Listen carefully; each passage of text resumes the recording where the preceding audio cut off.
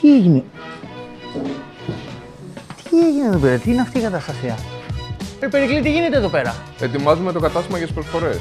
Πόσο κάνω τα βιντεάκια μου. Ποια βίντεο, εδώ ετοιμάζουμε το κατάστημα για τις μεγαλύτερες προσφορές που έχουν μπει. Δηλαδή κάτσε, ό,τι βλέπω εδώ θα μπει σε προσφορά. Όχι όλα, αυτά που έχουν δικό καρτελάκι. Και πώς και έτσι. Γιατί κλείνουμε 5 χρόνια και θέλουμε να το γιορτάσουμε με τους πελάτες. Έλα, πιάσε καμιά καρέκλα να βοηθήσει λίγο να φτιάξουμε το μαγαζί. Δηλαδή, αν δω κάτι που μου αρέσει. Μην το αφήσεις, τα περισσότερα είναι μοναδικά κομμάτια και αν πουληθούν τέλος. Είπαμε ότι έχει καρτελάκι, Ναι, ναι.